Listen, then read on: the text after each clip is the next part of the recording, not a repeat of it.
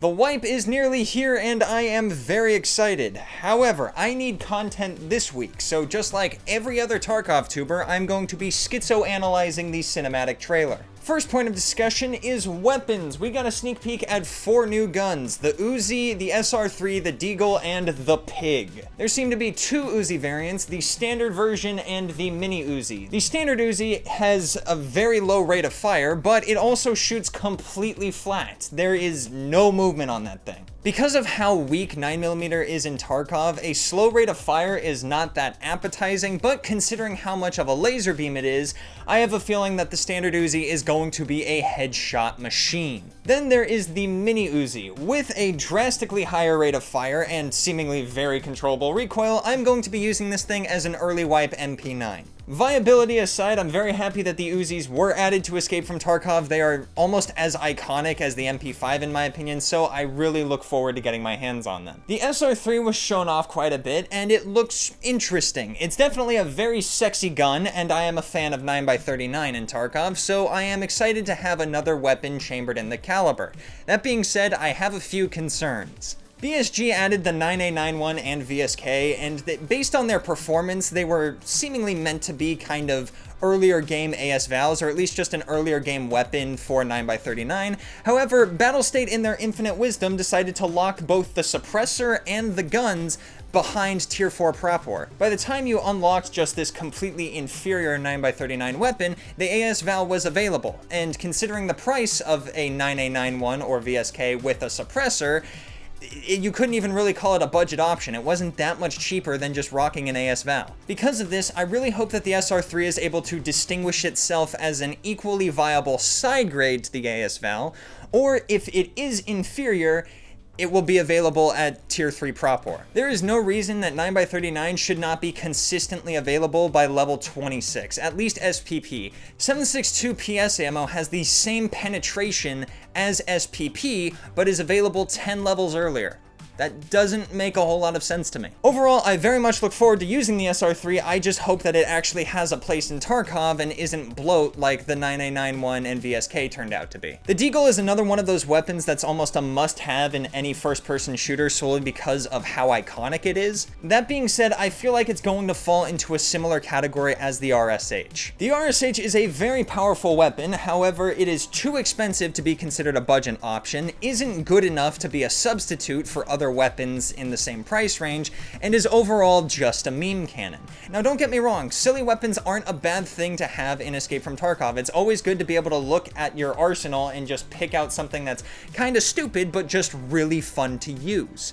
That being said, I would like to see a more practical application for the Deagle in Escape from Tarkov. I know that practicality and the Desert Eagle is basically an oxymoron, but I would like to see a 357 version of this pistol in the game. It'll be available sooner and give more uses for 357. Right now, 357 is basically just an unused caliber in Escape from Tarkov. Let's be completely honest with ourselves, the Chiappa Rhino is not good. The M60 looks very cool, however, I am curious as to how it will be distributed. The closest thing to it in the game right now is the PKM, and the PKM is so incredibly rare that 90% of the player base will never run it. I really hope the M60 doesn't get this treatment because I really don't think it deserves it. The PKM is the only automatic 7.62x54R weapon in Tarkov. The closest thing to it is the SVD, which noticeably is not automatic. The M60, however, has multiple competitors that share its ammo,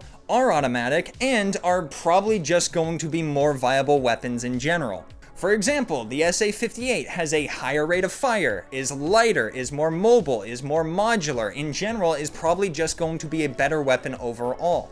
The only thing that the M60 is going to have on it is capacity.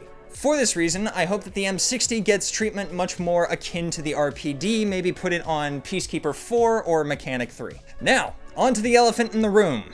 This bullshit right here. Tripwires are the thing that everyone and myself were concerned about going into the wipe. We really did not like the idea of having player-laid explosives. However, I don't think there is much need for concern here. So long as there is a very audible sound cue and no instantaneous detonations, I don't think there will be a problem. If someone is just laying these around, I think the worst it's going to do is give you a massive oh shit moment, because To be honest, grenades in Escape from Tarkov are pretty easy to avoid. The only time I think these will be a genuine threat is if you are already in the middle of a gunfight and you trip one, it's already very loud and you can't hear the sound cue go off, but at that point it's just kind of a regular grenade. Hell, it's worse than a regular grenade. The shortest fuse grenade in Escape from Tarkov is the VOG 25, which is 2 seconds.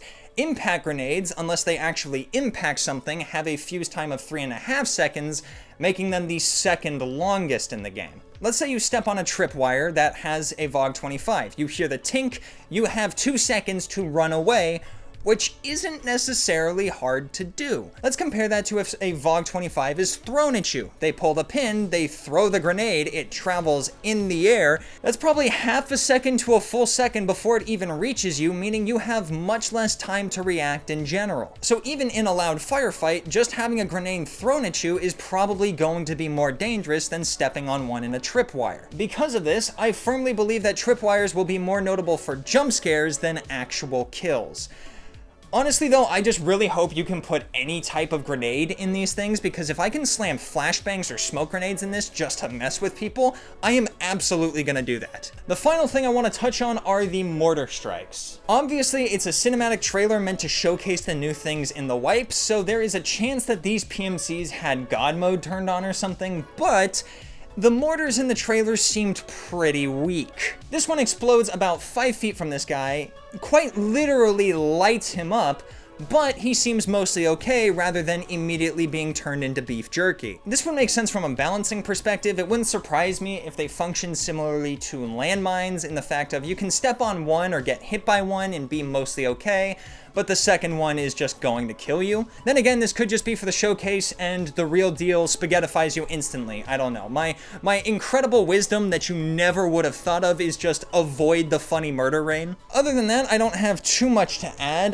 The trailer didn't reveal all that much about the factory rework, but I am excited to see what that is like. Next week's video is going to be a different game. It's going to be Hunt Showdown. Wipe is on the 20th, and I want to upload on the 23rd, and 3 days is just not enough to get a video done, but the delay should allow me to fully digest the new content in the wipe and give me more time to really form my thoughts when I make a video on it.